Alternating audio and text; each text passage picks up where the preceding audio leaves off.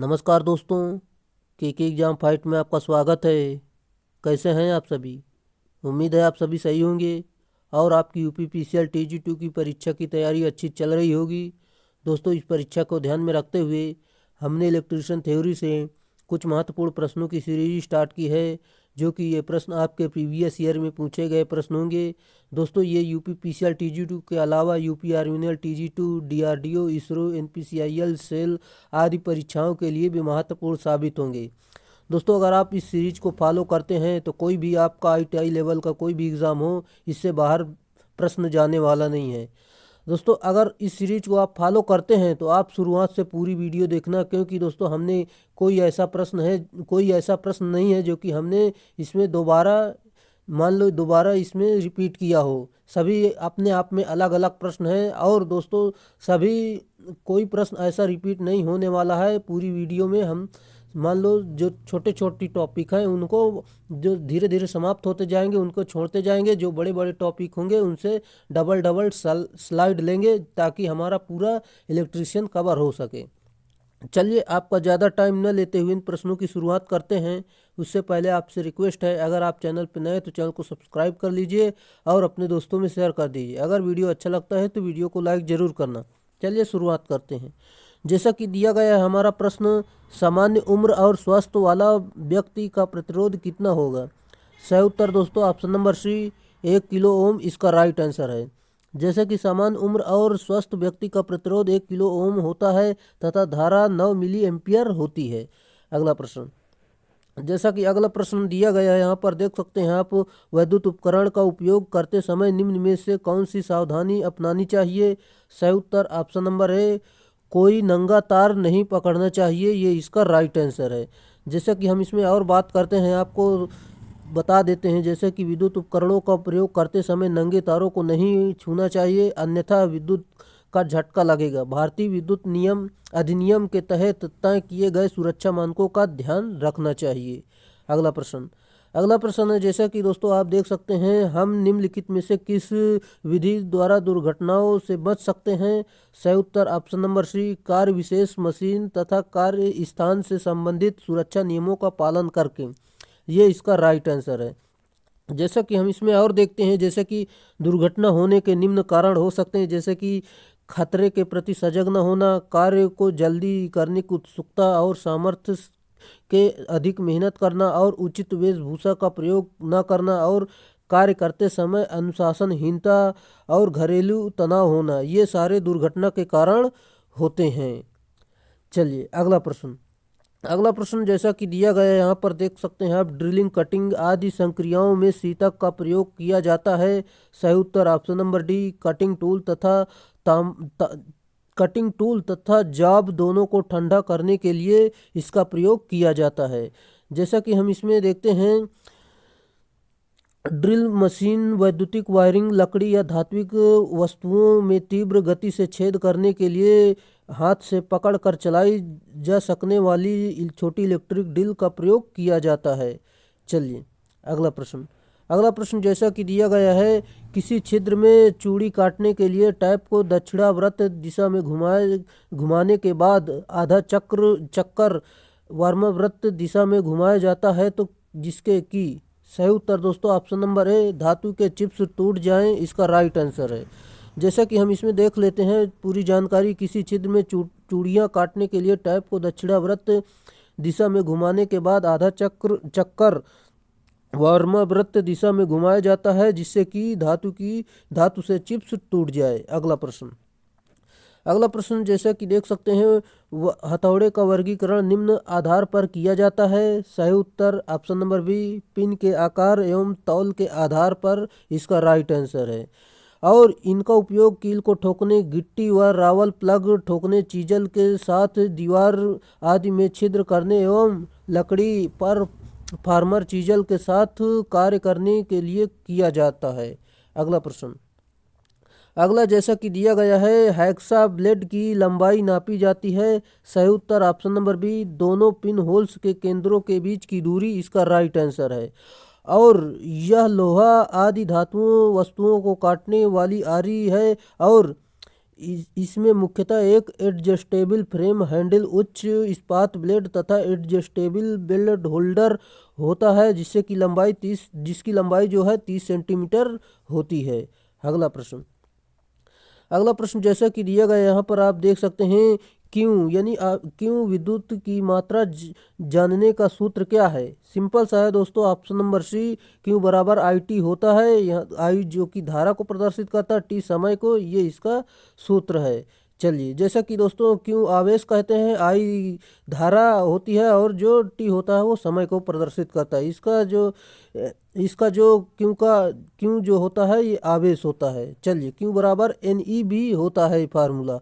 चलिए, अगला प्रश्न दिया गया है, प्रतिरोध का पारस्परिक है डैश डैश। सही उत्तर ऑप्शन नंबर ए, चालकता इसका राइट आंसर है। जैसा कि हम इसमें देखते हैं, प्रतिरोध का व्युत्क्रम चालकता होती है। प्रतिरोध यानी आर का मात्रक ओम होता है, जबकि चालकता जी का मात्रक जो है वो मोह यानी सीमेन होता है, यानी उल्टा ओम यानी मोह जिसे कहते हैं या सीमेन होता है। इसका फार्मूला देख सकते हैं, आर बराबर रो एल अपान ए, और जबकि चालकता जो होती है जी बराबर ए अपान रो एल इसका होता है, और सिग्मा ए अपान एल इसे देख सकते हैं आप। जैसा कि जहां ए प्रदर्शित करता है क्षेत्रफल को, और एल लंबाई को, और रो जो है प्रतिरोधकता या विशिष्ट प्रतिरोध को प्रदर्शित करता है। सिग्मा जो है विशिष्ट चालकता को प्रदर्शित करता है। अगला है, जैसा कि आप देख सकते हैं, 60 वाट और 25 वाट के दो लैंप समान वोल्टता अनुमत में 25 वाट लैंप का प्रतिरोध dash dash. Right answer option number C, 60 watt lamp से ज़्यादा इसका राइट आंसर है। चलिए, जैसा कि यहाँ पर आप देख सकते हैं, समान वोल्टता 60 वाट तथा 25 वाट के दो लैंप हो तो 25 वाट के लैंप का प्रतिरोध 60 वाट के लैंप से अधिक होगा, क्योंकि दोस्तों आर बराबर वी स्क्वायर अपान पी यहाँ पर देख सकते हैं। जबकि पी अधिक और आर कम समान वोल्टता के लिए होता है, और इसमें जैसा कि वाट जो है वाट कम और प्रतिरोध ज़्यादा अधिक समान वोल्टता के लिए होता है। अगला प्रश्न जैसा कि दिया गया है, निम्न में से किसका प्रतिरोध के लिए ऋणात्मक तापमान गुणांक है। Right answer option number B, carbon इसका राइट आंसर है। चलिए, जैसा कि हम इसमें देख लेते हैं, कार्बन प्रतिरोध के लिए ताप गुणांक ऋणात्मक होता है। और पहला पॉइंट देखते हैं हम, किसी चालक या पदार्थ का तापमान 0 डिग्री सेल्सियस से लेकर 1 डिग्री सेल्सियस तक बढ़ाने पर उनके प्रति इकाई प्रतिरोध में जो वृद्धि होती है उसे पदार्थ का 0 डिग्री सेल्सियस पर प्रतिरोध ताप गुणांक कहते हैं। जैसे कि फार्मूला होता है, आर टी बराबर आर जीरो कोष्टक में 1 प्लस अल्फा 0 इंटू टी होता है। यहाँ से इसका मान भी निकाल सकते हैं, अल्फा का मान यहाँ पर रखकर, जैसा कि देख सकते हैं। और हम इसमें देखते हैं, जैसे कि आर जीरो जो प्रदर्शित करता है 0 डिग्री सेल्सियस तापमान पर प्रतिरोध, और आर टी जो है टी डिग्री सेल्सियस तापमान पर प्रतिरोध, और अल्फा 0 इंटू टी एक स्थिरांक है जिसे चालक का प्रतिरोध ताप गुणांक कहते हैं। इसका मात्रक जो है डिग्री सेल्सियस होता है। चलिए, जैसा कि आप इसमें देख सकते हैं, विद्युत रोधी पदार्थों का अर्धचालक पदार्थों का प्रतिरोध ताप बढ़ाने से घटता है, और अर्थात विद्युत रोधी तथा अर्धचालक पदार्थों का प्रतिरोध ताप गुणांक ऋणात्मक होता है। जैसा कि चालक पदार्थों का प्रतिरोध ताप बढ़ाने से बढ़ता है और तापमान घटाने से घटता है, अर्थात चालक पदार्थों का प्रतिरोध ताप गुणांक धनात्मक होता है। चलिए, अगले प्रश्न पर चलते हैं। आपका अगला प्रश्न दिया गया है, रोधन ताप पदार्थ में डैश डैश का होना आवश्यक है। सही उत्तर जैसा कि देख सकते हैं, इसमें निम्न परावैद्युतांक होना चाहिए, उच्च परावैद्युतकता होनी चाहिए, और उच्च प्रतिरोधकता होनी चाहिए, उच्च परावैद्युत सामर्थ्य होने चाहिए। चलिए, जैसा कि इसमें हम देखते हैं, किट कैट फ्यूज किससे निर्मित होते हैं। सही उत्तर ऑप्शन नंबर ए, पोर्सलिन से निर्मित होते हैं। जैसा कि यह सबसे अधिक प्रचलित प्रकार का फ्यूज है। मकानों में अधिकतर 15 एम्पियर और कार्यशालाओं में 300 एम्पियर तक प्रयोग करते हैं। अगला है, जैसा कि निम्न में से VIR का सही पूर्ण रूप क्या है। सही उत्तर option number C, vulcanized India rubber इसका राइट आंसर है। जैसा VIR का पूरा नाम वल्कनाइज इंडिया रबर होता है, इसका प्रयोग केसिंग, केपिंग, कंड्यूट, पाइप एवं अस्थायी प्रकार की वैद्युतिक वायरिंग में किया जाता है। अगला प्रश्न है आपका, कंपनसेशन प्रमेय व्यापक रूप से संबंधित है। सही उत्तर ऑप्शन नंबर ए, नेटवर्क में टॉलरेंस प्रभाव इसका सही उत्तर है। अगला प्रश्न, जैसा कि अगला प्रश्न दिया गया है, सोल्डरिंग सामग्री को हटाने के लिए प्रयोग की जाने वाली सामग्री को क्या कहा जाता है? सही उत्तर ऑप्शन नंबर डी, डिसॉल्विंग कहते हैं। अगला प्रश्न आपका दिया गया है, यदि 15 ओम और 20 ओम और 35 ओम के तीन प्रतिरोध श्रेणी क्रम में संयोजित है तो कुल प्रतिरोध की गणना कीजिए। सिंपल सा होता है दोस्तों, इसे जोड़ लेते हैं। 35 और 15 और 20 इसे जोड़ेंगे तो आपका आ जाएगा 70 ओम। इसका दोस्तों जो फार्मूला होता है हम आपको बता देते हैं, R इक्वलेंट बराबर होता है जो कि R1 सीरीज में, दोस्तों सीरीज में जो होता है R1 plus R2 plus R3, ऐसे जोड़ते चले जाएंगे जितने भी प्रतिरोध हों। चलिए, समांतर के लिए भी आप जान सकते हैं, जैसे कि 1/R इक्वलेंट बराबर होता है जैसे कि 1/R1 plus 1/R2 plus 1/R3, जितने भी प्रतिरोध हो आप उसे जोड़ते चले जाए। चलिए अगला प्रश्न आपका दिया गया है, सोल्डर को रिकंडीशन करने के लिए उसमें कौन सा पदार्थ मिलाया जाता है? सही उत्तर ऑप्शन नंबर डी, इसमें टिन मिलाते हैं। चलिए, अगला प्रश्न दिया गया है, लघुपथित परिपथ में प्रतिरोध का मान कितना होता है? सही उत्तर ऑप्शन नंबर सी, 0 होता है। दोस्तों इसमें इस चिन्ह इसलिए लगा लेता हूं ताकि आपको जब मैं PDF दूं तो आपको वहां पर चिन्ह लगा हुआ मिले। पिछली बार मैंने चिन्ह नहीं लगाया था तो बहुत लोग कमेंट कर रहे थे कि सर इसमें चिन्ह नहीं लगा हुआ, हम इसका आंसर कैसे जानें, इसलिए मैं इसमें चिन्ह लगा देता हूं अब की बार से। चलिए, जैसा कि अगला प्रश्न आपका दिया गया, यहाँ पर देख सकते हैं, किस प्रकार के सर्किट ब्रेकर में उच्च दबाव वाले एयर ब्लास्ट का उपयोग आर्क बुझाने वाले माध्यम के रूप में किया जाता है? सही उत्तर option number C, air blast circuit breaker इसका सही उत्तर है। चलिए, जैसा कि एयर ब्लास्ट सर्किट ब्रेकर में आर्क बुझाने वाले माध्यम के रूप में उच्च दबाव वाले एयर ब्लास्ट का उपयोग किया जाता है, इसकी डिजाइन जो है 66 किलो वोल्ट से लेकर 132 किलो वोल्ट तथा 400 किलो वोल्ट से लेकर 750 किलो वोल्ट एम्पियर तक की वोल्टता पर 750 किलो वोल्ट एम्पियर से अधिक वियोजन क्षमता के लिए किया जाता है।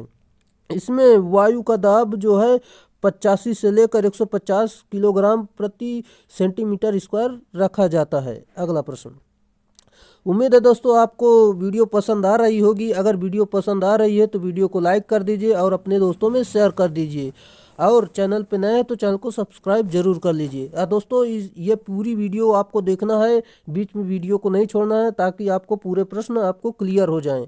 अगर दोस्तों आप पहली बार वीडियो में आए हैं तो हमने 6 से 8 क्लास हमने पहले से दे दी है, उन सभी वीडियो को आप जरूर देखना, क्योंकि दोस्तों हम इसमें एक भी प्रश्न आपका रिपीट होने नहीं दे रहे हैं। सभी अपने आप में सभी अलग अलग प्रश्न हैं, क्योंकि दोस्तों जो छोटे छोटे टॉपिक हैं वो सारे ख़त्म होते जा रहे हैं। हम फिर बड़े टॉपिक से डबल स्लाइड लेंगे कि उनका भी पूरा कंप्लीट हो जाए, वहाँ से ज़्यादा प्रश्न बनते हैं। छोटे छोटे टॉपिक सब कंप्लीट हो जाएंगे, फिर हम उनसे प्रश्न नहीं लेंगे, नहीं तो रिपीट होने लगेंगे। चलिए, जैसा कि हमारा प्रश्न दिया गया है, निम्न में से कौन सा कम वोल्टेज फ्यूज का एक उदाहरण है? सही उत्तर option number D, drop out प्रकार के फ्यूज इसका सही उत्तर है। चलिए, जैसा कि इस फ्यूज का उपयोग आउटडोर ट्रांसफार्मर से सुरक्षा के लिए किया जाता है, यह फ्यूज और आइसोलेटर का संयोजन होता है जो पोल माउंटेड होता है, और ये फ्यूज एक सुरक्षा युक्ति है जो किसी वैद्युत परिपथ की शॉर्ट सर्किट अथवा ओवरलोड से सुरक्षा प्रदान करती है, और यह केवल फेज तार के श्रेणी क्रम में लगाया जाता है। अगला प्रश्न जैसा कि दिया गया है, निम्नलिखित में से कौन सा फ्यूज तत्व की विशेषता नहीं है? सही उत्तर ऑप्शन नंबर बी, कम कंडक्टिविटी इसका सही उत्तर है।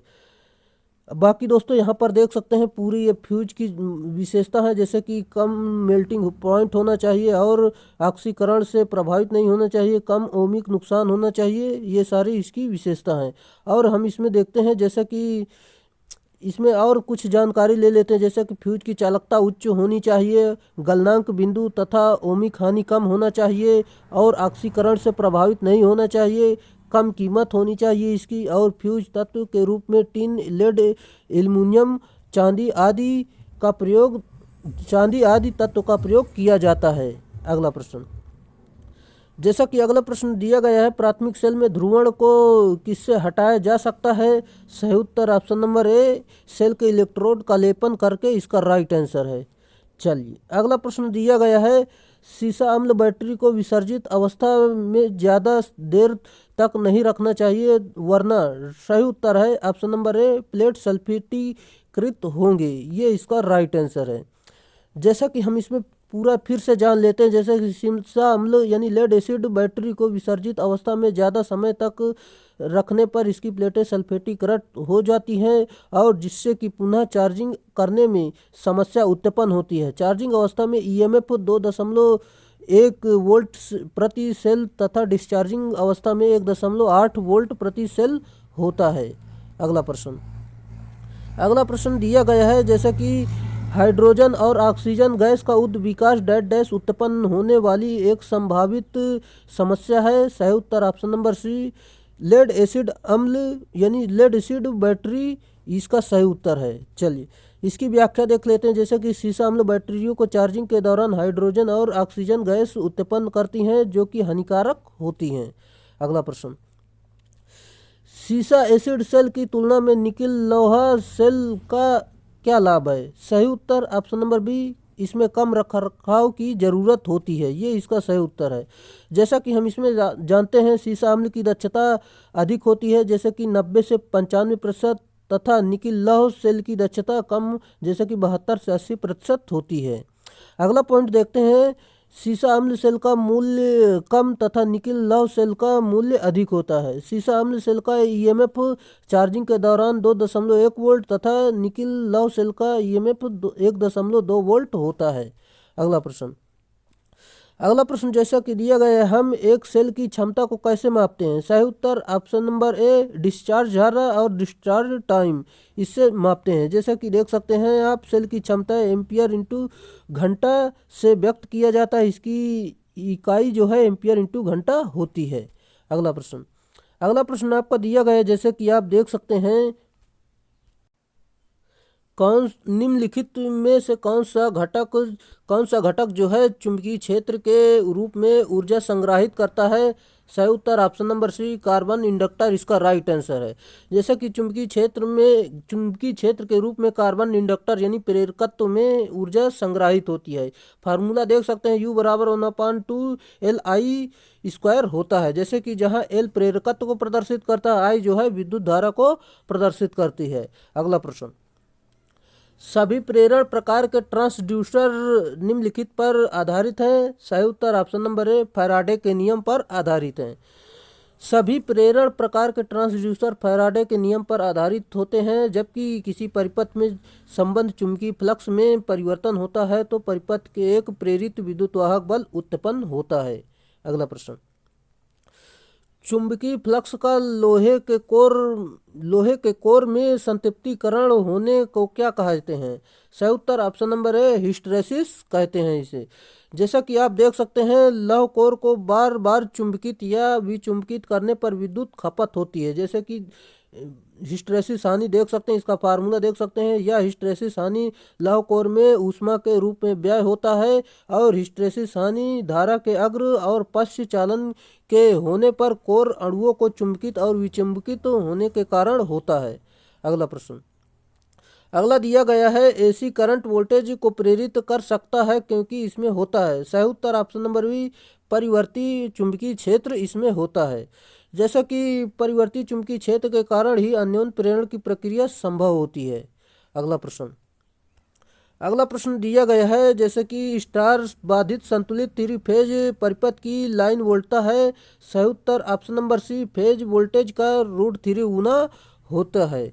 चलिए जैसा कि स्टार संयोजन में लाइन वोल्टेज फेज वोल्टेज का रूट 3 गुना होता है तथा लाइन धारा फेज धारा के बराबर होती है। जैसा कि यहाँ पर आप देख सकते हैं लाइन धारा फेज धारा बराबर है। और डेल्टा कनेक्शन के लिए लाइन धारा फेज धारा की रूट 3 गुना होती है, जबकि लाइन धारा फेज वोल्टेज के बराबर होती है। यहाँ पर देख सकते हैं लाइन धारा और रूट 3 गुना फेज धारा के है, और फेज वोल्टेज और फेज धारा फेज लोड और फेज धारा ये आपस में बराबर होते हैं। अगला प्रश्न, जैसा कि अगला प्रश्न दिया गया है, एक जैवक्रिय एसी वोल्टता का शिखर मान 220 वोल्ट है, इसका आरएमएस मान कितना है? सही उत्तर दोस्तों इसका राइट आंसर आपका हो जाएगा, जो कि आप देख सकते हैं ऑप्शन नंबर बी 110/2 इसका राइट आंसर आ जाएगा। जैसे कि दोस्तों देख सकते हैं वी आर एम एस बराबर फार्मूला होता है Vm/√2। यहाँ पर Vm का मान दिया गया है 220, यहाँ पर 220 का मान रखकर इसका मान निकाल लेंगे, कैलकुलेशन कर लेंगे, आपका जो उत्तर निकल कर आ जाएगा ऑप्शन नंबर बी 110/2 सही उत्तर होगा, जैसा कि आप देख सकते हैं। चलिए कैलकुलेशन खुद करना ताकि आपकी कैलकुलेशन मजबूत हो जाए। प्रेरक लोड के आर पार अनुप्रयुक्त एसी वोल्टता की आवृत्ति बढ़ने पर प्रेरक प्रतिघात कैसे बदलता है? सही उत्तर ऑप्शन नंबर ए रैखिक रूप से बढ़ता है, ये इसका राइट आंसर है। चलिए जैसा कि इसका फार्मूला भी आप जान सकते हैं। अगला प्रश्न, 250 वोल्ट से अधिकतम वोल्टेज पर संचालित एक प्रणाली के लिए न्यूनतम विद्युत रोधन प्रतिरोध का मान क्या होता है? राइट आंसर ऑप्शन नंबर ए 25 मेगा ओम इसका सही उत्तर होगा। जैसा कि हम इसमें देखते हैं, यहाँ पर आप देख सकते हैं भारतीय विद्युत नियम के अनुसार 250 वोल्ट से अधिकतम वोल्टेज पर संचालित प्रणाली के लिए न्यूनतम विद्युत रोधन प्रतिरोध का मान 25 मेगा ओम से कम नहीं होना चाहिए। चलिए अगला प्रश्न आपका दिया गया है, पृथ्वी के प्रतिरोध को कम करने के लिए निम्नलिखित में से कौन सी विधि का उपयोग नहीं किया जा सकता? सही उत्तर ऑप्शन नंबर डी छोटे आकार की अर्थ प्लेट का उपयोग, ये गलत है। जबकि दोस्तों इसमें लकड़ी का कोयला और नमक के मिश्रण का उपयोग होता है, और अर्थिंग की प्लेट गहरी खाई में रखना होता है, और बड़े आकार की अर्थ प्लेट का उपयोग इसमें करते हैं, जबकि दोस्तों इसका प्रयोग नहीं करते हैं। जैसे कि ऑप्शन नंबर डी छोटे आकार की अर्थ प्लेट का उपयोग, ये इसका प्रयोग नहीं करते हैं। और इसमें देख लेते हैं, जैसे कि लकड़ी का कोयला और नमक मिश्रण का उपयोग करके अर्थिंग की प्लेट गहरी खाई में रखकर, और बड़े आकार की अर्थ प्लेट्स का उपयोग करके। चलिए अगला प्रश्न, पाइप अर्थिंग प्रतिरोध को किसके द्वारा विनियमित किया जा सकता है? सही उत्तर ऑप्शन नंबर ए नमक और पानी डालकर इसका राइट आंसर है। चलिए जैसा कि प्रतिरोध को कम करने के लिए उसके समानांतर में एक और पाइप का भी प्रयोग किया जाता है, जिससे कि तुल्य प्रतिरोध कम हो जाता है। अगला प्रश्न आपका दिया गया है, निम्नलिखित में से किस इलेक्ट्रोड का प्रयोग पाइप अर्थिंग यानी भू संपर्कन के लिए किया जाता है? सही उत्तर ऑप्शन नंबर डी खोखली जीआई यानी रॉड, हॉलो जीआई रॉड इसका सही उत्तर है। जैसा कि आप यहाँ पर देख सकते हैं, इसमें पाइप अर्थिंग के लिए खोखला जीआई रॉड का प्रयोग किया जाता है। उदासीन भू संपर्कन यानी भू योजन की निम्नलिखित विधियां हैं, जैसे कि ठोस अर्थिंग, प्रतिरोध earthing, reactance earthing, plate earthing, ये सारी इसकी विधियां हैं। अगला प्रश्न आपका दिया गया है, वोल्टेज रेगुलेटरों में किस प्रकार का डायोड प्रयुक्त होता है? सही उत्तर option number D Zener diode का इसमें प्रयोग करते हैं हम। जैसा कि जीनर डायोड का एक उच्च डोपिंग वाला सिलिकॉन अर्धचालक डायोड है, जो कि विशेष रूप से रिवर्स ब्रेकडाउन क्षेत्र में प्रचालित करने हेतु बनाया जाता है। इस डायोड की ब्रेकडाउन वोल्टेज सामान्य पीएन जंक्शन डायोड से कम होती है, इसका सिंबल भी आप जान सकते हैं। अगला प्रश्न आपका दिया गया है, जर्मेनियम और सिलिकॉन डैश डैश होते हैं? सही उत्तर ऑप्शन नंबर सी सेमीकंडक्टर्स होते हैं। जैसा कि ये अर्धचालक होते हैं, अर्धचालक में मुक्त इलेक्ट्रॉन्स की संख्या अर्धचालक पदार्थों से अधिक परंतु चालक पदार्थों से कम होती है। इन परमाणुओं की अंतरिम कक्षा में प्रायः 4 इलेक्ट्रॉन होते हैं। अगला प्रश्न आपका दिया गया है, जैसा कि आप देख सकते हैं, एक क्रिस्टल डायोड में व्युत्क्रम धारा डैश डैश की कोटि में होती है। सही उत्तर option number A microampere में होती है। चलिए अगला प्रश्न आपको दिया गया है, एक सेमीकंडक्टर में संयोजकता पट्टी और चालन पट्टी के बीच ऊर्जा अंतर डैश डैश होता है। सही उत्तर option number C 1 electron volt होता है। और इसमें हम देखते हैं चालक में संयोजकता पट्टी और चालन पट्टी एक दूसरे को ओवरलैप करते हैं। कुचालक में संयोजकता पट्टी और चालन पट्टी एक दूसरे से दूर दूर होते हैं। अगला प्रश्न आपका दिया गया है, जब शुद्ध अर्धचालक में एक ट्राई वायलेंट अशुद्धि मिलाई जाती है तो यह बन जाता है। सही उत्तर option number A P type अर्धचालक बन जाता है। चलिए अगला प्रश्न आपका दिया गया है, जैसा कि आप देख सकते हैं एक ट्रांजिस्टर में डैश डैश होते हैं। सही उत्तर option number C 2 PN junction इसमें होते हैं। जैसा कि आप देख सकते हैं यहाँ पर दिया गया है, एक ट्रांजिस्टर में 2 पीएन जंक्शन होते हैं तथा 3 टर्मिनल होते हैं। 3 टर्मिनल कौन कौन से होते हैं? इमीटर और कलेक्टर और बेस इसमें होते हैं, जैसा कि आप जान सकते हैं। अगला प्रश्न आपका दिया गया है, वर्ग वर्ग क्लास यानी क्लास ए प्रवर्धक की क्षमता क्या होती है? सही उत्तर ऑप्शन नंबर सी 35% होती है और वर्ग बी में 78% होती है, वर्ग सी में 85% इसकी दक्षता होती है। अगला प्रश्न, किसी सर्किट में जेनर डायोड को कैसे जोड़ा जाता है? सही उत्तर option number C reverse bias में इसे जोड़ते हैं। यह एक प्रकार का पीएन जंक्शन डायोड होता है। यह रिवर्स बायस में किसी निर्दिष्ट वोल्टेज पर ब्रेकडाउन क्षेत्र में प्रचलित किया जाता है। जेनर डायोड का उपयोग स्थिर वोल्टेज उपकरणों यानी पावर सप्लाई तथा उन युक्तियों में किया जाता है जहां पर स्थिर वोल्टेज की आवश्यकता होती है। यहाँ पर देख सकते हैं जेनर डायोड का सिंबल। अगला प्रश्न है, डायोड के संदर्भ में पीआईवी का पूरा नाम क्या है? सही उत्तर option number D peak inverse voltage इसका सही उत्तर है। जैसा कि यहाँ पर आप देख सकते हैं पीआईवी का जो पूरा नाम पीक इनवर्स वोल्टेज होता है। पीआईवी वोल्टेज की उत्क्रम अभिन्नति में उस अधिकतम वोल्टेज का मान है जो बिना ब्रेकडाउन हुए संधि पर प्रयुक्त की जा सकती है।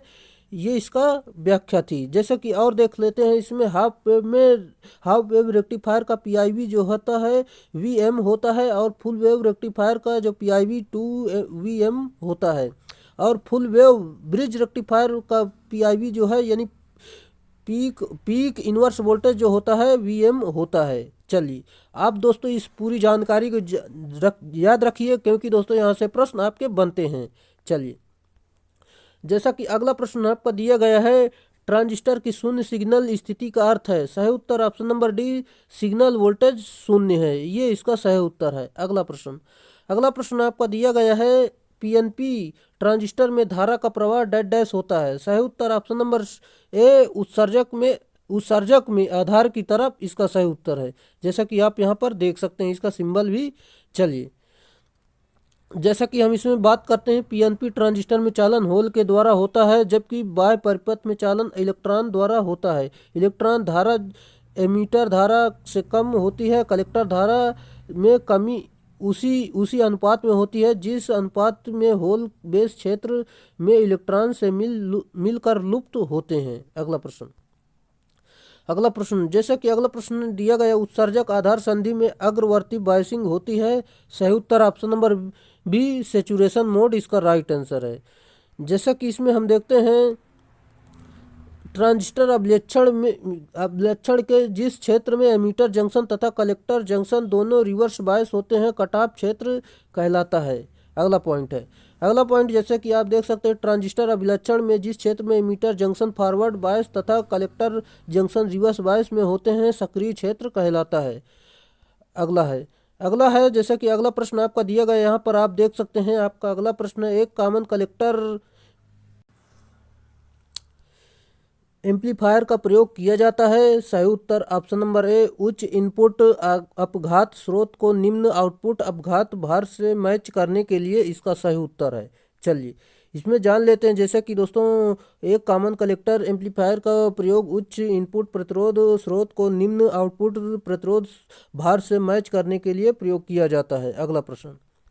अगला प्रश्न आपका दिया गया है, जैसे कि कॉमन बेस एम्पलीफायर का धारा गेन है। सही उत्तर ऑप्शन नंबर बी इकाई से कम होता है, ये इसका राइट आंसर है। जैसा कि यहाँ पर आप देख सकते हैं इसका फेज अंतर इनपुट सिग्नल एवं आउटपुट सिग्नल 0 डिग्री होता है। कॉमन इमीटर एम्पियर का फेज अंतर 180 डिग्री पर होता है। इस शैली में इनपुट सिग्नल एमीटर तथा बेस के बीच प्रदान किया जाता है और आउटपुट कलेक्टर तथा बेस से लिया जाता है। चलिए अगले पर चलते हैं। जैसा कि आपका अगला प्रश्न दिया गया है, यहाँ पर देख सकते हैं आप, डायरेक्ट कपल्ड एम्पलीफायर उपयोग किया जाता है। सही उत्तर दोस्तों इसका जो राइट आंसर हो जाएगा, जैसे कि आप देख सकते हैं, ऑडियो फ्रीक्वेंसीज के निम्न मान के एम्पलीफिकेशन के लिए इसका भी प्रयोग करते हैं और औद्योगिक इलेक्ट्रॉनिक्स उपकरणों में डीसी वोल्टेज का नियंत्रण के लिए इसका भी प्रयोग करते हैं। जैसे कि कंप्लीमेंट्री प्रकार के एम्पलीफायर परिपथों में प्रयोग करते हैं। ये सभी, जैसे कि उपरोक्त सभी उद्देश्यों की पूर्ति के लिए इसका प्रयोग करते हैं। चलिए अगला प्रश्न आपका दिया गया है, जैसा कि आप देख सकते हैं, वेन ब्रिज 2 लित्र में प्रयुक्त पुनः निर्विष्ट होता है। सही उत्तर ऑप्शन नंबर सी, धनात्मक एवं ऋणात्मक दोनों, इसका राइट आंसर है।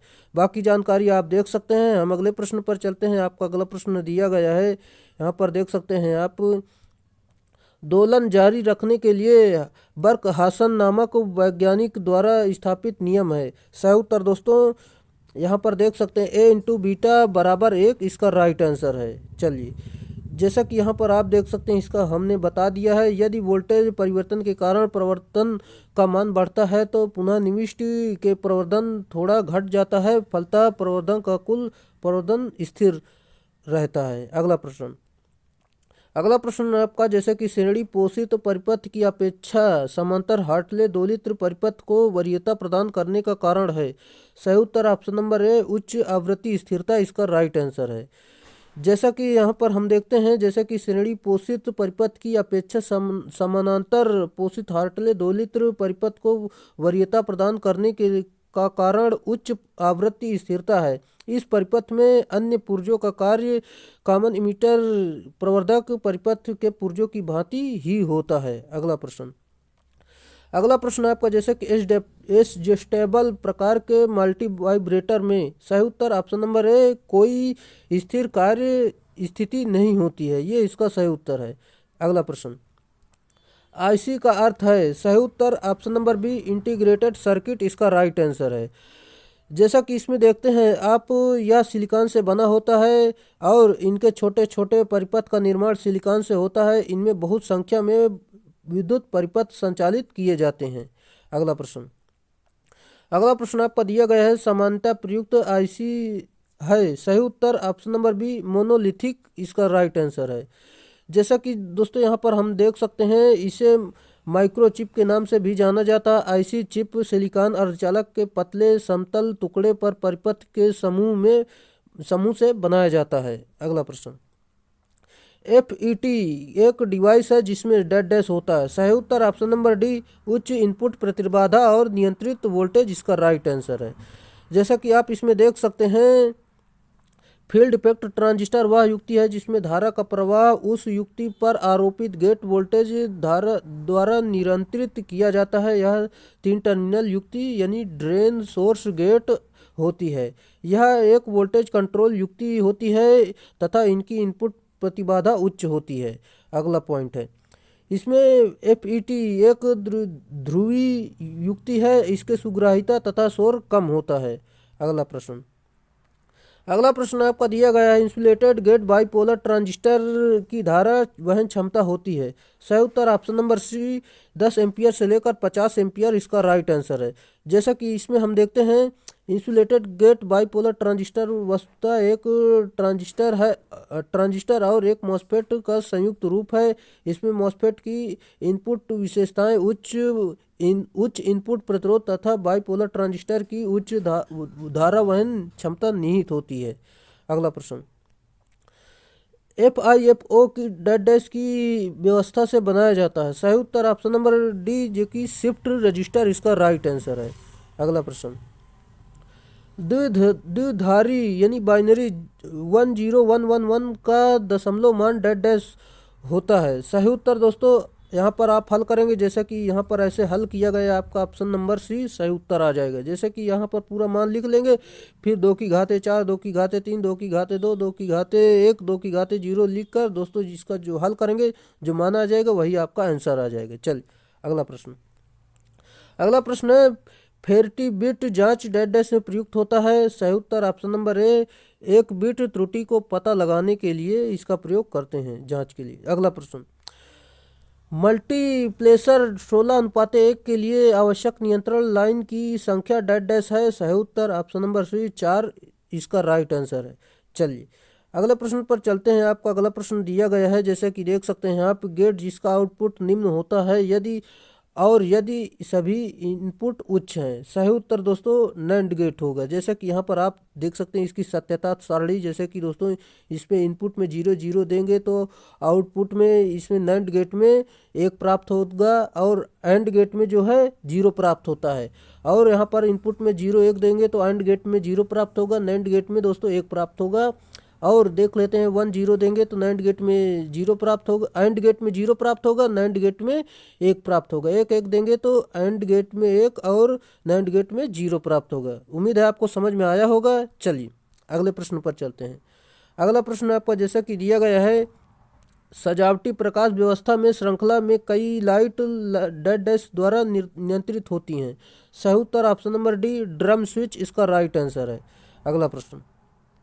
अगला प्रश्न दिया गया है, विमानों, जहाज़ों और कई यूरोपीय देशों में घरों में विद्युत आपूर्ति की सुरक्षा प्राथमिकता पर ध्यान देते हुए विद्युत आपूर्ति लाइन में डैश डैश दिया गया है।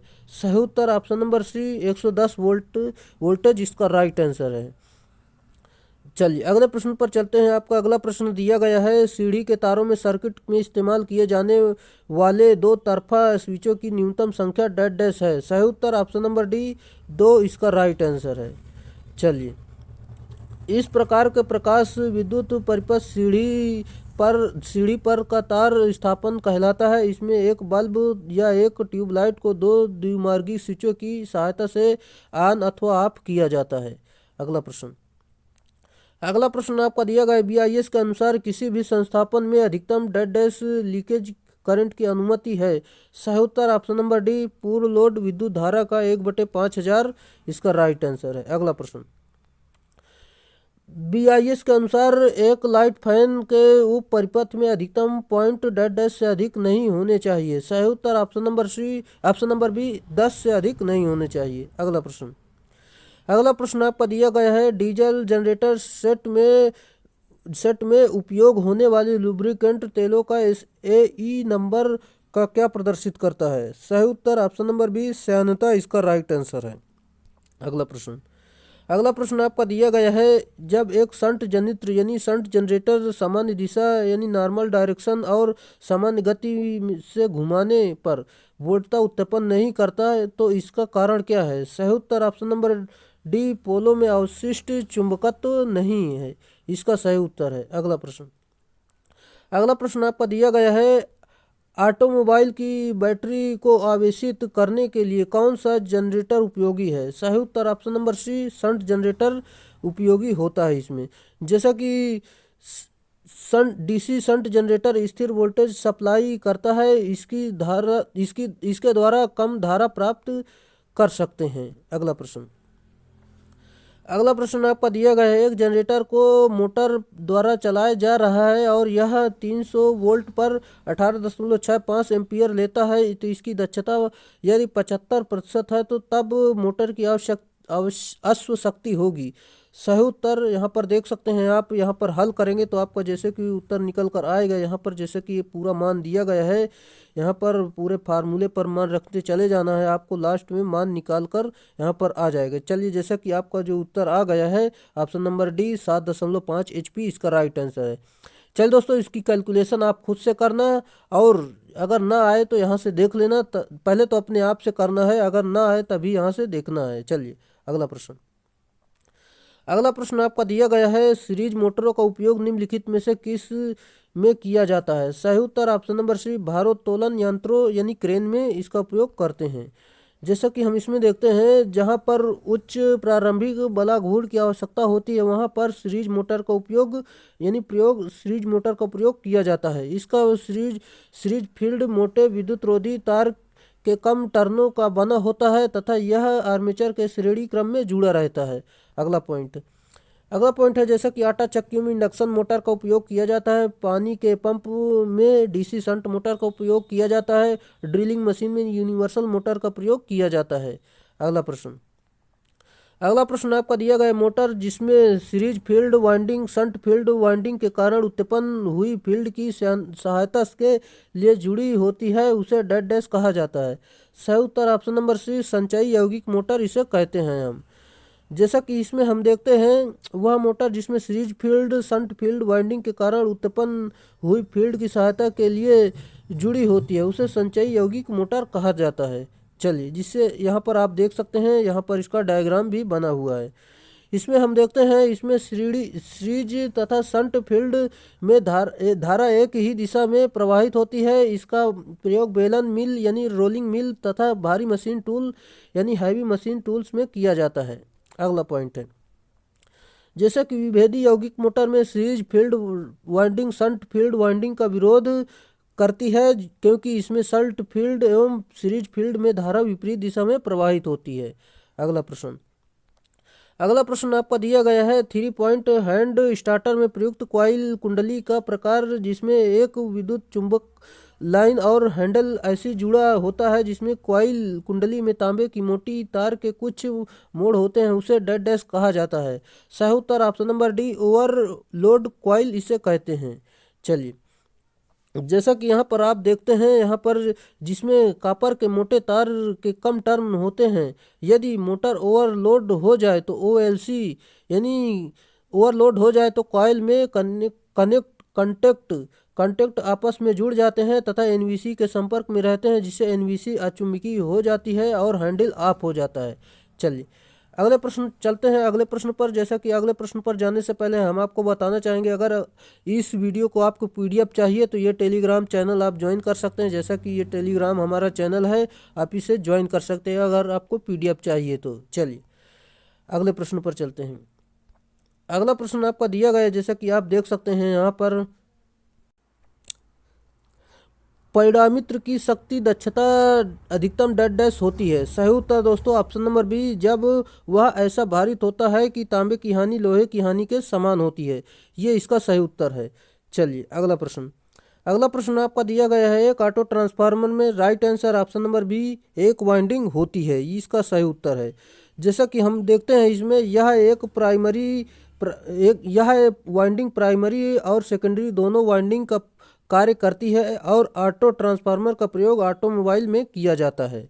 जैसा कि यहाँ पर आप देख सकते हैं, ये इसका डायग्राम बना हुआ है ऑटो ट्रांसफार्मर का। चलिए, अगला प्रश्न, त्रिकला 4 तार वाली सेवा के लिए निम्नलिखित में से कौन सा पैरामीटर संयोजन उत्कृष्ट है। सही उत्तर दोस्तों ऑप्शन नंबर बी, जो कि डेल्टा और स्टार इसका राइट आंसर है। जैसा कि हम इसमें देख लेते हैं, जैसे कि घरेलू स्तर पर समानता सिंगल फेज युक्त उपकरण प्रयोग किए जाते हैं जिसके लिए न्यूट्रल परम आवश्यक है जो हमें स्टार कनेक्शन में ही संभव है। इसलिए त्रिकला 4 तार वाली सेवा के लिए डेल्टा स्टार पैरामीटर की उपयुक्त है समानता, देख सकते हैं आप। चलिए, अगला प्रश्न है आपका, जैसा कि आप देख सकते हैं, किस प्रकार के उपकरण में वायु घर्षण अवमंदन का प्रयोग होता है। सही उत्तर ऑप्शन नंबर ए, चल लौह में इसका प्रयोग किया जाता है। जैसा कि हम इसमें देखते हैं, भंवर धारा अवमंदन का प्रयोग चल लौह कुंडली या पीएमएमसी टाइप उपयंत्र में किया जाता है। द्रव घर्षण अवमंदन वैद्युत स्थैतिक प्रकार के वोल्ट मीटर में उपयोग करते हैं हम। अगला प्रश्न आपका, जैसा कि दिया गया, पीएमएमसी मीटर माप सकते हैं। सही उत्तर ऑप्शन नंबर बी, केवल डीसी राशियां इसका राइट आंसर है। जैसा कि हम इसमें देखते हैं, पीएमएमसी या चल कुंडली उपयंत्र का पैमाना एक समान होता है। पीएमएमसी या चल कुंडली उपयंत्र में भंवर धारा अवमंदन प्रयोग किया जाता है। अगला प्रश्न आपका दिया गया, आमीटर का आदर्श आंतरिक प्रतिरोध होगा। सही उत्तर दोस्तों ऑप्शन नंबर बी, 0 होगा। जैसा कि इसमें देखते हैं हम, एमीटर परिपथ के सीरीज में लगाया जाता है और एमीटर का आंतरिक प्रतिरोध नगण्य या शून्य होना चाहिए। अगला प्रश्न आपका दिया गया है, मैगर का प्रयोग में लेते हैं। सही उत्तर ऑप्शन नंबर सी, कुचालक के प्रतिरोध की जांच में इसका प्रयोग करते हैं हम। जैसा कि यहाँ पर देख सकते हैं, मैगर में वायु घर्षण अवमंदन प्रयोग करते हैं। मैगर में नियंत्रण बलाघूर्ण प्राप्त करने के लिए कुंडली का प्रयोग करते हैं। मैगर को 160 आरपीएम पर घुमाया जाता है। अगला प्रश्न आपका देख सकते हैं आप। दोस्तों, अगले प्रश्न जाने से पहले आपसे रिक्वेस्ट है, अगर आप चैनल पर नए तो चैनल को सब्सक्राइब कर लीजिए। अगर वीडियो अच्छा लग रहा है तो वीडियो को लाइक ज़रूर करें और अपने दोस्तों में अधिक से अधिक शेयर ज़रूर करें। अगर दोस्तों इस सीरीज को अगर आप फॉलो करते हैं तो शुरू से इस सीरीज को देखना, क्योंकि दोस्तों सभी अपने आप में अलग अलग प्रश्न है। कोई ऐसा प्रश्न नहीं है जो कि रिपीट हो रहा है। 7 से 8 वीडियो हमने अपलोड कर दिया है जो कि सभी अपने आप में अलग अलग प्रश्न है। कोई ऐसा प्रश्न, सिंगल सा ऐसा प्रश्न नहीं जो कि रिपीट हुआ हो किसी सीरीज में, मान लो किसी वीडियो में। चलिए, जैसा कि दोस्तों हम अगले प्रश्न पर चलते हैं। जैसा कि आपका अगला प्रश्न दिया गया है, यहाँ पर देख सकते हैं, एक 6 पोल 3 फेज इंडक्शन मोटर को 3% स्लिप 400 वोल्ट और 50 हर्ट्ज स्रोत से चालू किया जाता है। रोटर एवं स्टेटर की सापेक्ष घूर्णन गति। सही उत्तर दोस्तों आप हल करेंगे जैसा कि यहाँ पर मान रख के, तो आपको जो उत्तर निकल कर आएगा जैसा कि हम आपको बता देते हैं। पहले तो इसमें निकालना है, तो निकाली की स्पीड, और फिर दोस्तों इसमें स्लिप का मान निकालेंगे। तो स्लिप का मान जैसा कि यहाँ पर आपका आ जाएगा। स्लिप का मान निकालने के बाद फिर दोस्तों रोटर एवं स्टेटर की सापेक्षिक चाल यहाँ से निकाल लेंगे, जैसे कि 30 आरपीएम यहाँ पर आपका राइट आंसर आ जाएगा। चलिए, उम्मीद है दोस्तों आपको समझ में आया होगा। कैलकुलेशन खुद से करना है ताकि आपकी कैलकुलेशन मजबूत हो जाए। चलिए, अगला प्रश्न, एक हस्तचालित स्टार डेल्टा स्टार्टर में स्टॉप पुश बटन को डेड डैश के श्रेणी क्रम में संयोजित किया जाता है। सही उत्तर ऑप्शन नंबर सी, एनवीसी और ओवरलोड रिले संयोजक उपयोग किया जाता है। अगले प्रश्न पर चलते हैं। अगला प्रश्न आपका दिया गया है, इंडक्शन मोटर में विकसित होने वाला घुमाव बल समानुपाती होता है। सही उत्तर ऑप्शन नंबर बी, स्रोत वोल्टा का स्क्वायर इसका सही उत्तर है। अगला प्रश्न आपका दिया गया है, एसी और डीसी आपूर्तियों दोनों पर कौन सा मोटर कार्य कर सकता है। सही उत्तर option number D, universal motor कार्य कर सकता है एसी और डीसी पर। वह सिंगल फेज प्रेरण मोटर जो प्रत्यावर्ती धारा और डिस्क धारा दोनों पर लगभग समान गति से कार्य कर सके, यूनिवर्सल मोटर कहलाती है। और इसका प्रयोग फूड मिक्सर, पावर टूल्स आदि में किया जाता है। अगला प्रश्न जैसा कि दिया गया है, स्टेपर मोटर एक डेड डैश होता है। सही उत्तर option number A, single phase AC motor होती है। जैसा कि यहाँ पर देख सकते हैं आप, वह स्टेपर मोटर वह मोटर जिससे घूर्णन के 4, चौथे और 8वें और 12वें आदि अंशों के लिए स्टेप में घुमाया जा सके, स्टेपर मोटर कहलाती है। इस मोटर को अग्रिम अथवा विपरीत दिशा में केवल पूर्व निर्धारित अंशों के लिए ही प्रचलित किया जा सकता है। अगला प्रश्न आपका दिया गया है, सिंगल फेज यानी किसी सिंगल फेज प्रेरण मोटर की शुरुआती और रनिंग वाइंडिंग के बीच विद्युतीय कोण इलेक्ट्रिकल एंगल होता है। सही उत्तर दोस्तों ऑप्शन नंबर बी, जो कि 90 डिग्री होता है, जबकि 3 फेज में जो होता है 120 डिग्री का कोण होता है। अगला प्रश्न, सिंगल फेज वाली कैपेसिटर स्टार्ट मोटर का संधारित्र स्विच डेड डैश से जुड़ा होता है। सही उत्तर ऑप्शन नंबर सी, जो कि स्टार्टिंग वाइंडिंग के सीरीज में जुड़ा होता है। जैसा कि आप देख सकते हैं, इसमें सिंगल फेज मोटर को कम अश्व शक्ति के लिए प्रयोग किया जाता है और सिंगल फेज मोटर जो होती है सेल्फ स्टार्ट नहीं होती है। अगला प्रश्न, एक स्टेपर मोटर के गति घूर्णन के कितने स्टेप होते हैं। सही उत्तर ऑप्शन नंबर बी, 200 स्टेप होते हैं। अगला प्रश्न, निम्नलिखित में से कौन सा मुख्य संचालक आधारित अल्टरनेटर का एक प्रकार है। सही उत्तर option number C, oil engine alternator इसका राइट आंसर है। जैसा कि हम इसमें देखते हैं, अल्टरनेटर में आयल इंजन का उपयोग प्राइम मूवर के लिए किया जाता है। अगला प्रश्न आपका दिया गया है, एक अल्टरनेटर के फील्ड करंट यानी विद्युत प्रवाह को लोड के साथ बदलने से अल्टरनेटर की वोल्टेज को स्थिर रखा जा सकता है। इस विधि को डेड डैश कहा जाता है। सही उत्तर दोस्तों ऑप्शन नंबर ए, उत्तेजना नियंत्रण विधि इसे कहते हैं हम। चलिए अगले प्रश्न पर चलते हैं। बाकी जानकारी आप देख सकते हैं दोस्तों। अगला प्रश्न आपका दिया गया है, जैसा कि आप देख सकते हैं, अल्टरनेटर को चलाने वाले प्राइम मूवर की गति वोल्टेज और डेड डैश निर्धारित करती है। सही उत्तर ऑप्शन नंबर डी, जो कि आउटपुट की आवृत्ति, इसका राइट आंसर है, जैसा कि यहाँ पर आप देख सकते हैं। अगला प्रश्न आपका दिया गया है, सिंक्रोनस मोटर का ऊर्जा घटक cos फाई किस के बराबर होता है। सही उत्तर दोस्तों ऑप्शन नंबर सी, P/√3VI होता है। चलिए जैसा कि आप इसमें देखते हैं, इसका शक्ति गुणांक यानी पावर फैक्टर का ये फार्मूला है, आप इसे ध्यान रखना। चलिए 3 फेज के लिए आप देख सकते हैं यहाँ पर। अगला प्रश्न आपका दिया गया, यहाँ पर देख सकते हैं, सॉफ्ट लोड को अव्यवस्थित किए बिना निम्नलिखित विकल्पों में से किसके द्वारा एक सिंक्रोनस मोटर के पावर फैक्टर को बदला जा सकता है। सही उत्तर ऑप्शन नंबर बी, क्षेत्र उत्तेजन को बदलकर, इसका सही उत्तर है। चलिए जैसा कि इसमें जानकारी देखते हैं, जैसे कि क्षेत्र उत्तेजन को बदलने पर सिंक्रोनस मोटर की आर्मेचर धारा भी परिवर्तित हो जाती है। 100% उत्तेजन पर विद्युतवाहक बल प्रयुक्त वोल्टता V के बराबर होते हैं तथा पावर फैक्टर इकाई होती है। अगला प्रश्न, तुल्यकालिक यानी सिंक्रोनस मोटर हमेशा एक समकालिक गति से चलते हैं क्योंकि डेड डैश के मध्य अंतर्ग्रथन इंटरलॉकिंग होती है। सही उत्तर ऑप्शन नंबर बी, स्टेटर और रोटर फील्ड, इसका राइट आंसर है। चलिए इसमें पॉइंटों में जानकारी दी गई, जैसे कि हम देख लेते हैं। सिंक्रोनस मोटर सदैव तुल्यकालिक गति से चलती है तथा चलते समय एक समान गति बनाए रखती है। अगला पॉइंट है, सिंक्रोनस मोटर सेल्फ स्टार्टिंग नहीं होती है तथा यह डबल एक्साइटेड मोटर होती है और इसकी घूर्णन गति प्रत्येक लोड पर स्थिर रहती है और यह लैगिंग लीडिंग इकाई पावर फैक्टर पर कार्य करती है। अगला प्रश्न, तीनों पावर फैक्टर पर मान लो कार्य कर लेती है। अगला प्रश्न, तुल्यकालिक मोटर में पोल की संख्या दर्शाने वाला कारक क्या होता है। सही उत्तर ऑप्शन नंबर सी, आपूर्ति, आवृत्ति और गति, इसका राइट आंसर है। अगला प्रश्न आपका जैसा कि दिया गया, यहाँ पर देख सकते हैं, एक बक कन्वर्टर का उपयोग किया जाता है। सही उत्तर ऑप्शन नंबर डी, जैसा कि वोल्टेज को स्टेप डाउन करने में इसका प्रयोग किया जाता है। चलिए अगले प्रश्न पर चलते हैं। जैसा कि अगले प्रश्न जानने से पहले इसे देख लेते हैं। जैसे कि बक कन्वर्टर एक DC to DC power converter होता है जिसका उपयोग वोल्टेज को स्टेप डाउन करने के लिए किया जाता है। अगला प्रश्न आपका दिया गया है, निम्नलिखित में से किस अनुप्रयोग के लिए डीसी सप्लाई आवश्यक है। सही उत्तर ऑप्शन नंबर सी, खिंचाव कार्य में प्रयुक्त मोटर, इसका प्रयोग किया जाता है। चलिए अगला प्रश्न, बड़े आकार में एमजी सेट में प्रयुक्त डीसी मोटर होती है। सही उत्तर option number A, squirrel cage induction motor होती है।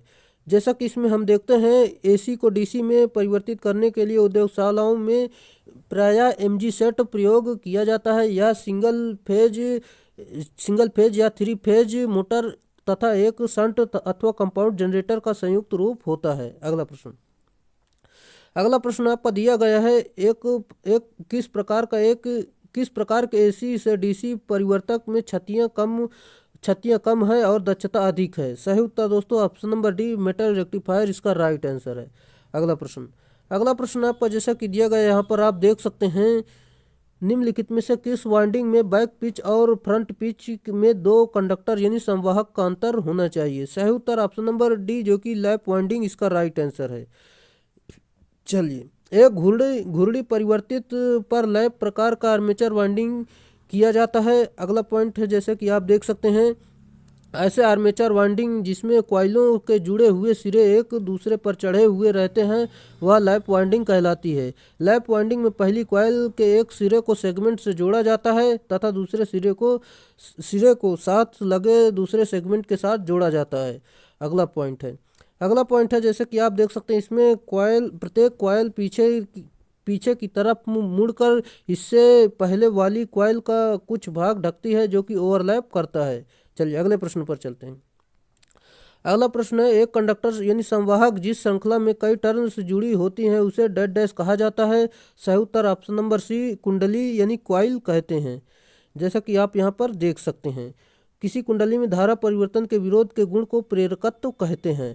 पूरी जानकारी आप दोस्तों लेते रहिए और यहाँ से कोई भी सिंगल सा प्रश्न आपका बाहर जाने वाला नहीं है, जो कि यूपीपीसीएल में जो एग्ज़ाम होने वाला है यूपीपीसीएल का। और दोस्तों इसके साथ साथ सेल जो भिलाई में वैकेंसी निकाली गई और सेल में कई यूनिट से भी निकाली गई है, मान लो वैकेंसी, वहाँ के लिए भी ये महत्वपूर्ण साबित होगा। और एनपीसीआई आईटीआई लेवल का कोई भी एग्ज़ाम हो दोस्तों, इस सीरीज को देखकर आप बैठ जाना, यहाँ से एक भी सिंगल प्रश्न आपका बाहर जाने वाला नहीं है।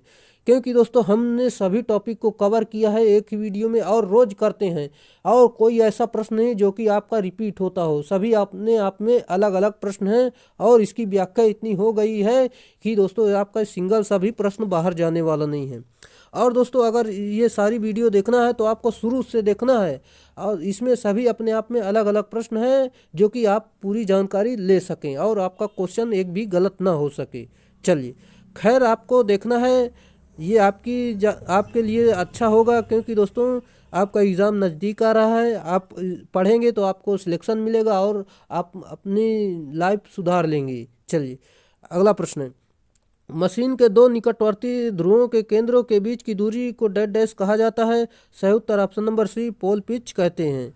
जैसा कि हम इसमें देखते हैं, यह 180 डिग्री वैद्युतिक होता है। पोल पिच बराबर देख सकते हैं आप स्टेटर खांचों की संख्या अपान ध्रुवों की संख्या होती है। अगला प्रश्न, यदि वाइंडिंग में कुंडली पिच पोल पिच से अधिक है तो वाइंडिंग को क्या कहा जाता है। सही उत्तर option number A, long chord pitch कहते हैं हम इसे।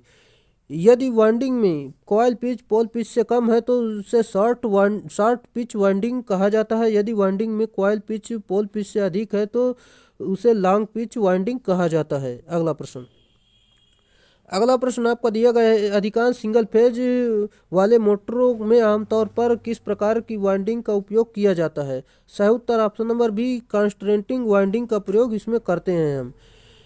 इस प्रकार की वाइंडिंग के एक कॉयल ग्रुप की सभी कॉयल संकेंद्री प्रकार की होती हैं। इस प्रकार की वाइंडिंग में अधिक मेहनत करनी पड़ती है तथा इसकी विशेषता यह है कि इसमें अधिक शीतलन स्थान प्राप्त होता है। अगला प्रश्न, पूर्ण अंतराल वाइंडिंग में डेड डैश। सही उत्तर दोस्तों ऑप्शन नंबर ए, कुंडली अंतराल बराबर पोल अंतराल इसका राइट आंसर है। चलिए अगले प्रश्न पर चलते हैं। आपका अगला प्रश्न देख सकते हैं, आपका अगला प्रश्न दिया गया है, पूरी अंतराल वाइंडिंग में कॉयल अंतराल और पोल अंतराल के बीच क्या संबंध है। सही उत्तर ऑप्शन नंबर ए, कॉयल अंतराल बराबर पोल अंतराल इसका राइट आंसर है। चलिए जैसा कि देख सकते हैं यहाँ पर पूर्ण पिच वाइंडिंग का पिच फैक्टर का इकाई होता है, जैसा कि देख सकते हैं एस बराबर पी अपान, यानी दोस्तों स्लॉट अपान पोल होता है। अगला प्रश्न आपका दिया गया है, एसी वाइंडिंग में अंतराल कारक डेड डैश के अनुपात होता है। सही उत्तर दोस्तों ऑप्शन नंबर डी, वाइंडिंग अंतराल अपान पोल अंतराल इसका राइट आंसर है। चलिए जैसा कि इसमें पॉइंट दिया गया है, एसी वाइंडिंग में अंतराल कारक को वाइंडिंग अंतराल तथा पोल अंतराल के अनुपात में व्यक्त किया जाता है। अंतराल कारक देख सकते हैं आप, वाइंडिंग अंतराल अपान पोल अंतराल होता है। अगला प्रश्न, ल्यूमेन प्रतिवाद डेड डैश की इकाई है। सही उत्तर दोस्तों ऑप्शन नंबर सी, तीव्र कार्य निष्पत्ति यानी ल्यूमिनस इफिशियंसी इसका सही उत्तर है। चलिए यहाँ पर देख सकते हैं इसकी दक्षता जो दी गई, आउटपुट फ्लक्स अपान इनपुट विद्युत शक्ति, जो कि आउटपुट फ्लक्स जो है लूमेन में और इसमें इनपुट शक्ति वाट में होती है। अगला प्रश्न, गैस से भरे टंगस्टन फिलामेंट लैंप का कार्यकारी तापमान डेड डैश होता है। सही उत्तर दोस्तों option number B, 2200 degree Celsius होता है। चलिए यहाँ पर आप देख सकते हैं, कार्बन फिलामेंट लैंप में कार्बन का गलनांक 3500 डिग्री सेल्सियस होता है, लेकिन इसकी मितव्ययी यानी इकोनॉमिकल कार्यकारी तापमान 2000 डिग्री सेल्सियस तक होता है और 1800 डिग्री सेल्सियस के पश्चात कार्बन वाष्प बनाकर लैंप को काला कर देती है। अगला प्रश्न, फ्लैशर बल्ब का प्रयोग डेड डैश में किया जाता है। सही उत्तर दोस्तों ऑप्शन नंबर बी, सजावटी प्रकाश व्यवस्था इसका राइट आंसर है। अगला प्रश्न, जैसा कि अगला इसमें पॉइंट दिया गया है, घरों तथा कारखानों आदि की प्रकाश व्यवस्था समांतर क्रम में होती है और सजावटी में प्रयोग होने वाले झालर के बल्ब श्रेणी क्रम में संयोजित होते हैं। अगला प्रश्न, प्रत्यक्ष प्रकाश व्यवस्था में किसी वस्तु पर कितनी रोशनी पड़ती है। सही उत्तर दोस्तों ऑप्शन नंबर बी, 90% इसका राइट आंसर है। जैसा कि अर्ध प्रत्यक्ष प्रकाश व्यवस्था में 60 से 90% तक प्रकाश नीचे पहुंचता है, और जबकि अप्रत्यक्ष प्रकाश व्यवस्था में लगभग 90 प्रकाश उसके नीचे लगे अपारदर्शी प्रकाश छेपी द्वारा ऊपर की ओर छत पर विसरित परावर्तन द्वारा विसरित हो जाता है। अगला प्रश्न आपका जैसा कि दिया गया यहाँ पर आप देख सकते हैं, इंडस्ट्रियल वायरिंग में कौन सा वायर अनावृत रखा जाता है और उपकरण के फ्रेम से जोड़ा जाता है? सही उत्तर option number C, ground wire इसका राइट आंसर है। चलिए अगले प्रश्न पर चलते हैं। आपका अगला प्रश्न दिया गया जैसे कि आप देख सकते हैं, यहाँ पर आप देख सकते हैं आईईई के अनुसार कंट्रोल पैनल के लिए इस्तेमाल होने वाले मेन अर्थिंग लीड का न्यूनतम आकार दिए गए विकल्पों में से किससे कम नहीं होना चाहिए? राइट आंसर दोस्तों ऑप्शन नंबर बी, 8 SWG यानी स्टैंडर्ड वायर गेज कॉपर का GI वायर इसका राइट आंसर है। चलिए अगले प्रश्न पर चलते हैं। अगला प्रश्न जैसा कि आपका दिया गया यहाँ पर आप देख सकते हैं, बिजली का हीटर तैयार करने के लिए डेड डैश तार का उपयोग किया जाता है। सही उत्तर ऑप्शन नंबर सी, नाइक्रोम का प्रयोग करते हैं, जैसे कि नाइक्रोम में 80% निकल और 20% क्रोमियम होती है। अगला प्रश्न आपका दिया गया, विद्युत इस्त्री के तापमान को नियंत्रण करने के लिए डेड डैश का उपयोग किया जाता है। सही उत्तर ऑप्शन नंबर ए, जो कि थर्मोस्टेट का इसमें प्रयोग किया जाता है। चलिए अगला प्रश्न पर चलते हैं। अगला प्रश्न आपका जैसा कि दिया गया है, आप देख सकते हैं, एक 1500 वाट स्लिफ्ट एयर कंडीशनर एक दिन में 12 घंटे संचालित होता है। एक महीने में कितनी विद्युत इकाइयों की खपत होगी? एक महीने में 30 दिन मानते हैं हुए, जैसा कि दोस्तों यहाँ पर 30 दिन का महीना माना हुआ है। यहाँ पर आप देख सकते हैं वाट 1500 दिए गए, वाट यहाँ पर रखेंगे, घंटा रखेंगे और दिन रखेंगे। तो यहाँ पर पूरा हल रख के इसमें 1000 से भाग दे देंगे तो आपका उत्तर निकल कर आ जाएगा 540 इसका राइट आंसर है। चलिए अगला प्रश्न आपका दिया गया, एक 2 टन एयर कंडीशनर के लिए निम्न में से कौन सा तार का साइज उपयुक्त है? सही उत्तर ऑप्शन नंबर डी, 4 mm² इसका राइट आंसर है। चलिए अगला प्रश्न आपका दिया गया जैसा कि आप देख सकते हैं, पावर स्टेशन का कार्य है। सही उत्तर ऑप्शन नंबर सी, विद्युत का उत्पादन करना इसका राइट आंसर है। चलिए अगले प्रश्न पर चलते हैं। आपका अगला प्रश्न दिया गया है, न्यूनतम परिचालन व्यय डेड डैश में पाई जाती है। सही उत्तर ऑप्शन नंबर सी, जलीय ऊर्जा संयंत्र इसका राइट आंसर है। अगला प्रश्न, कैलोरी किसका मात्रक है? सही उत्तर ऑप्शन नंबर सी, ऊष्मा का मात्रक है। चलिए जैसे कि बल का मात्रक न्यूटन, शक्ति पावर की इकाई होती है और कार्य जूल का मात्रक होता है। अगला प्रश्न आपका दिया गया है, खुला चक्र गैस टरबाइन की अधिकतम दक्षता। सही उत्तर ऑप्शन नंबर बी, 50% इसका राइट आंसर है। ऊष्मा विनिमित तथा अंतःशीतलक और पुनस्स्थापक की मदद से टरबाइन की दक्षता बढ़ाते हैं। अगला प्रश्न आपका दिया गया, निम्न में से कौन से पारंपरिक ऊर्जा स्रोत हैं? सही उत्तर ऑप्शन नंबर डी, जैसे कि दोस्तों कोयला, पेट्रोल, प्राकृतिक गैस ये सभी हैं। चलिए अगले प्रश्न पर चलते हैं। जैसा कि बाकी जानकारी आप देख लेना। अगला प्रश्न आपका दिया गया है, लघु संचरण लाइन पर फेज फॉल्ट के लिए डेड डैश टाइप के रिले को प्राथमिकता दी जाती है। सही उत्तर ऑप्शन नंबर डी, प्रतिघात टाइप इसका राइट आंसर है। जैसा कि इसमें देखते हैं, माध्यम लाइन में प्रतिबाधा रिले का प्रयोग किया जाता है, लंबी लाइन में मेहो रिले का प्रयोग करते हैं। और जैसा कि रिएक्टेंस रिले उच्च गति और ओवर करंट रिले होता है। अगला प्रश्न आपका दिया गया, हाई टेंशन संचरण लाइन के प्रारंभ में आमतौर पर प्रयोग होने वाला कनेक्शन का प्रकार है। सही उत्तर दोस्तों ऑप्शन नंबर ए, डेल्टा स्टार इसका राइट आंसर है। जैसा कि देख सकते हैं आप, डेल्टा स्टार कनेक्शन में उच्च वोल्टता प्राप्त होती है, जिससे प्रति फेज कम विद्युत रोधन की आवश्यकता होती है। अगला पॉइंट है, डेल्टा स्टार का प्रयोग द्वितीयक वितरण लाइनों में भी करते हैं। अगला प्रश्न, इस्पात के खंभों को किससे बचाने के लिए इन पर पेंट किया जाता है? सही उत्तर ऑप्शन नंबर ए, जंग से बचाने के लिए इसमें पेंट किया जाता है। यदि इस्पात के खंभों को पेंट ना किया जाए तो बाहरी वातावरण के संपर्क में आने पर इनका क्षरण होता है और जीवन काल कम हो जाता है। अगला प्रश्न आपका दिया गया है, यूटिलिटी पोल निम्नलिखित में से किससे सहारा देने के लिए उपयोग किया जाने वाला खंभा यानी कॉलम पोस्ट है? सही उत्तर ऑप्शन नंबर डी, सिरोपरि विद्युत लाइनों, फाइबर ऑप्टिकल केबलों और प्रकाश मार्ग प्रकाश लाइटों में इसका प्रयोग किया जाता है। अगला प्रश्न आपका जैसा कि दिया गया 1000 किलोवोल्ट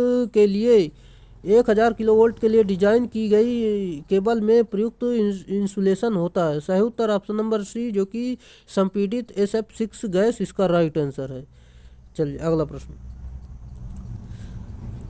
220 किलोवोल्ट लाइन का केबल सर्वदा होता है। सही उत्तर ऑप्शन नंबर डी संपीड़ित तेल या संपीड़ित वायु इंसुलेटेड इसका राइट आंसर है। अगला प्रश्न आपका जैसा कि दिया गया केबल में आवरण का प्रयोग किया जाता है। सही उत्तर ऑप्शन नंबर सी केबल में नमी के प्रवेश को रोकने के लिए इसका प्रयोग किया जाता है। चलिए, जैसा कि दोस्तों इस नमी को सोखने के कारण केबल का जीवन काल कम हो जाता है, इसीलिए दोस्तों इसमें आवरण चढ़ा देते हैं। अगला प्रश्न, केबल का प्रोत्कर्ष प्रतिरोध लगभग होता है। सही उत्तर ऑप्शन नंबर डी 50 ओम होता है। जैसा कि इसमें देख सकते हैं आप, केबल का प्रोत्कर्ष प्रतिरोध लगभग 40 से 60 ओम होता है और संचरण लाइन के लिए 400 ओम होता है।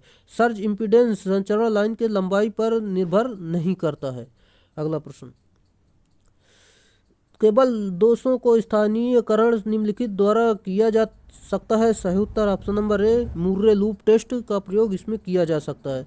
जैसा कि आप यहाँ पर देख सकते हैं, इस परीक्षण को निम्न 2 प्रकार के प्रदोषों का स्थानीयकरण प्रयोग किया जाता है, जैसा कि भू प्रदोष स्थानीयकरण, लघु भूपथ प्रदोष स्थानीयकरण। चलिए अगला प्रश्न आपका दिया गया है, जैसे कि आप देख सकते हैं सर्किट ब्रेकरों में तेल भरने का मुख्य उद्देश्य है। सही उत्तर ऑप्शन नंबर डी जैसा कि परिपथ में तोड़ते समय पैदा हुई चिंगारी को बुझाना और संयोजकों को ठंडा करना इसका राइट आंसर है।